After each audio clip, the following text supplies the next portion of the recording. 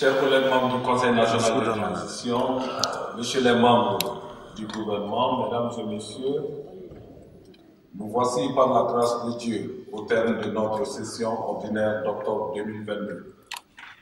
Ouverte le lundi 3 octobre dernier, cette session de 75 jours nous a permis d'examiner une quarantaine de projets et de propositions de loi intéressant divers segments de la vie nationale. Plus de la moitié de ces dépôts ont fait l'objet d'adoption et les restes, comme vous le savez, a été renvoyé à la prochaine session pour diverses raisons. Parmi les lois adoptées figure prioritairement la loi des finances pour l'exercice budgétaire 2023. Avec le vote du budget d'État 2023, notre pays se dote pour la 6e année consécutive d'un budget en mode programme. Cette constance dans notre gestion budgétaire est pour nous un réel motif de satisfaction. Nous nous en félicitons car nous venons de trouver une fois de plus toute notre détermination à améliorer l'efficience budgétaire et la bonne gouvernance en République du Mali. L'occasion est bonne pour magnifier les efforts fournis au sein de chacune des commissions générales et qui nous ont permis aisément d'examiner en détail les conditions générales de l'équilibre budgétaire et financier, les programmes et les crédits des différentes institutions de la République, ceux des ministères, ainsi que les différentes dotations budgétaires. Je salue tout autant les diverses recommandations pertinentes faites par les commissions et j'espère qu'elles seront judicieusement exploitées par le gouvernement au cours de l'exécution du budget. La loi des finances 2023 que nous avons adoptée à l'unanimité, je dis bien à l'unanimité, sans faire recours à aucune astuce juridico-politique, ces chiffres en recettes à 2199 milliards 908 millions de francs CFA et en dépenses à 2895 milliards 903 millions de francs CFA. Elle présente un déficit budgétaire global de 695 milliards 995 millions de francs CFA. Même sans appui budgétaire général quelconque, nous notons fièrement que les prévisions des recettes budgétaires connaissent une augmentation de 10,97% par rapport au budget rectifié 2022. Comme pour dire, chers collègues, que le Mali ne vit pas que d'appui budgétaire. Par ailleurs, le budget 2023, auquel nous avons donné notre quitus, devra permettre à l'État malien de poursuivre aisément le processus de transition, d'intensifier ses actions de défense nationale, de sécurisation des personnes et de leurs biens, de réconciliation nationale et de développement. Il devra en outre servir de support financier pour la poursuite de l'exécution du plan d'action du gouvernement, entre autres la prise en charge des dépenses de refondation, des dépenses électorales, ainsi que celles relatives à l'amélioration des conditions de vie et de travail des Maliens. Chers collègues, comme nous avons pu le constater au cours de nos débats, le budget d'État 2023 traduit nettement l'engagement du gouvernement. Sous le leadership éclairé de son Excellence, le colonel Assimi Goïta a poursuivi les grands chantiers de la transition, tout en veillant à l'utilisation rationnelle des ressources publiques.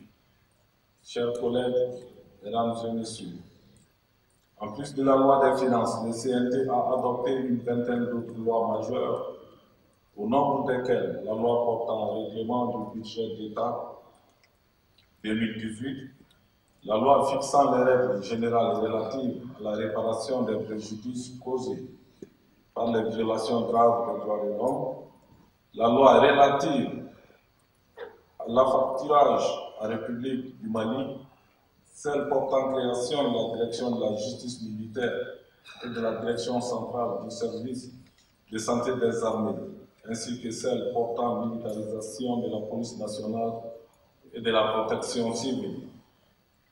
À celle-ci s'ajoutent les lois portant création du pôle national de lutte contre la cybercriminalité, de l'Office malien des produits pétroliers et de l'inspection des mines, de l'énergie et de l'eau.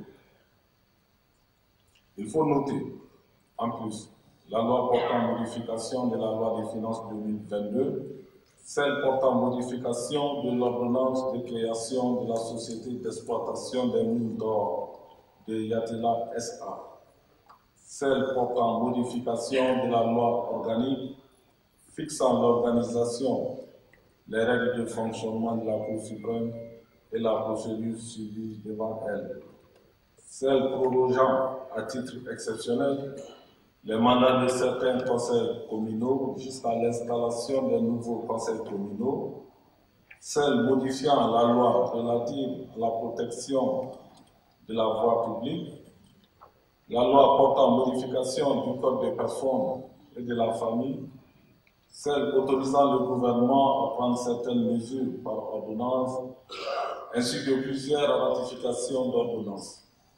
Je rappelle qu'à la faveur de ces ratifications, des modifications ont été apportées au statut des fonctionnaires des collectivités territoriales et à celui des enseignants-chercheurs de l'enseignement supérieur et de la recherche scientifique.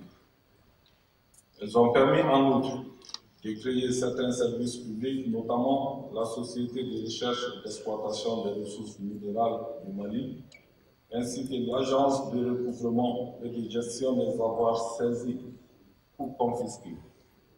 Dans le même registre, les ratifications ont concerné la modification de la loi de création de la Direction générale des douanes, le renforcement du réseau électrique de la Société Énergie du Mali et le financement du programme de développement intégré des ressources animales et aquacoles au Mali. Chers collègues, s'agissant du fonctionnement régulier et de la gouvernance du Conseil national de transition, nous nous félicitons d'avoir adopté le projet de budget 2023 du CNT et examiné le rapport de contrôle de l'exécution du budget du CNT au titre des 3e trimestre 2021, 4e trimestre 2021 et 1er trimestre 2022. Nous avons également procédé à la relecture de certaines dispositions de notre règlement intérieur pour lesquelles nous attendons la réaction de la Cour constitutionnelle. Cette relecture, faut-il le rappeler, vise d'une part à prendre en charge les répercussions de l'élargissement du CNT sur la configuration et le fonctionnement des organes, et d'autre part à améliorer nos procédures parlementaires. J'en profite pour réitérer la cordiale bienvenue au CNT à tous les membres additifs qui nous ont rejoints au cours de cette session. Chers collègues, il me plaît de signaler qu'en plus de ces différentes délibérations, le CNT a débattu le rapport annuel de la CNDH sur la situation des droits de l'homme au Mali en 2021.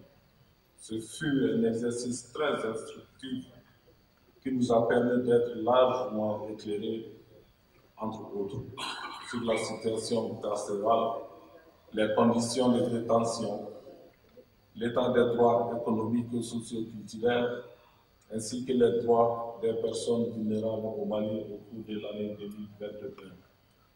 Par ailleurs, dans le cadre de notre mission de contrôle de l'action gouvernementale, les questions écrites ont été adressées à différents ministres par des membres du CNT et d'importantes activités de terrain ont été effectuées par certaines commissions générales.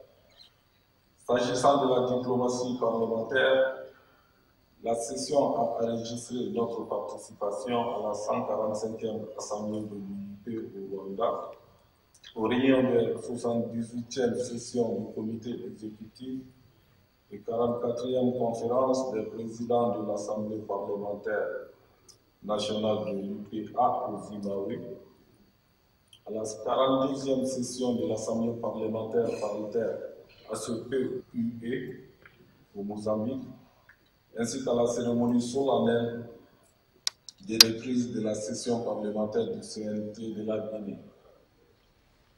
Nous avons également pris part à plusieurs autres rencontres, bien sûr virtuelles.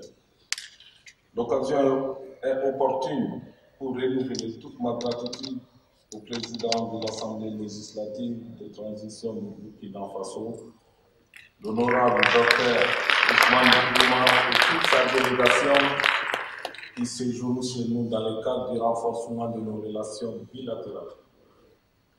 Il est clair que le Burkina Faso et le Mali traversent actuellement des moments très difficiles de leur existence.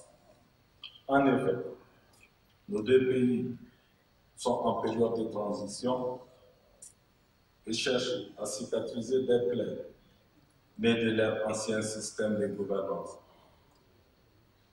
Nos autorités de transition se doivent donc de jeter les bases d'un nouvel État démocratique, plus juste, plus sécurisé et prospère, où toutes les populations vivront heureuses et en paix.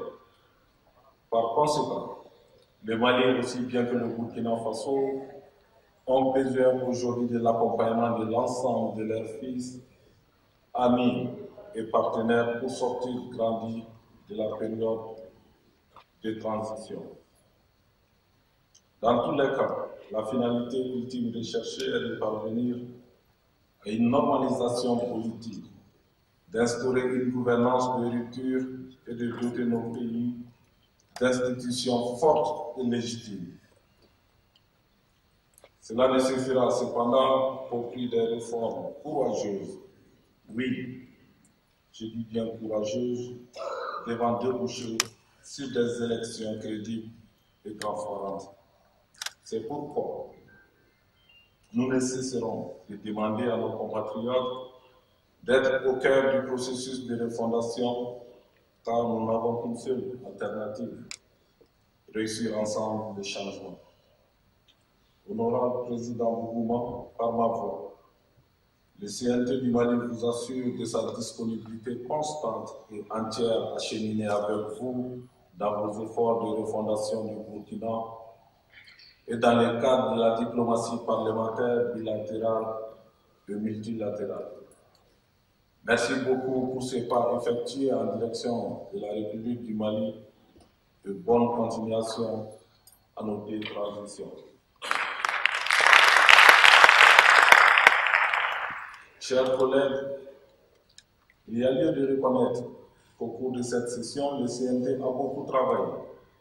Nonobstant, je voudrais rappeler que la situation particulière dans laquelle vit notre pays exige de nous encore plus d'efforts, plus de sacrifices et plus de responsabilités. Face aux défis de la transition, je ne cesserai jamais de rappeler que c'est ensemble dans l'union sacrée et la cohésion nationale que nous pourrions surmonter les épreuves multiformes auxquelles le Mali est confronté. Nous nous devons donc de renforcer notre engagement patriotique et d'éviter de fragiliser le processus de transition. Chers collègues, membres du CNT, notre session étant arrivée à son terme constitutionnel, je vous adresse à chacun et à chacune mes encouragements et mes sincères remerciements. Ces mêmes remerciements vont à l'endroit du personnel parlementaire, de la presse, de la sécurité, de toutes les personnes et ressources ayant contribué à sa réussite.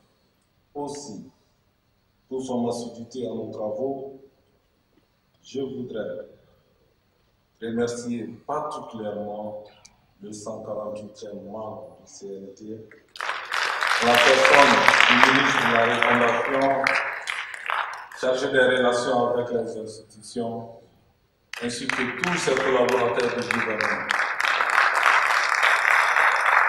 À tous et à toutes, Je vous souhaite de passer d'excellentes fêtes de fin d'année.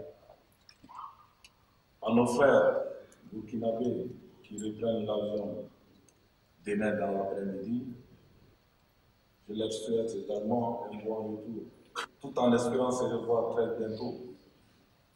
Que Dieu, dans sa miséricorde, nous assiste, nous protège et nous donne la foi de réussir. Sur ce, je déclare close la session ordinaire d'octobre 2022 du Conseil national de transition. Je vous remercie.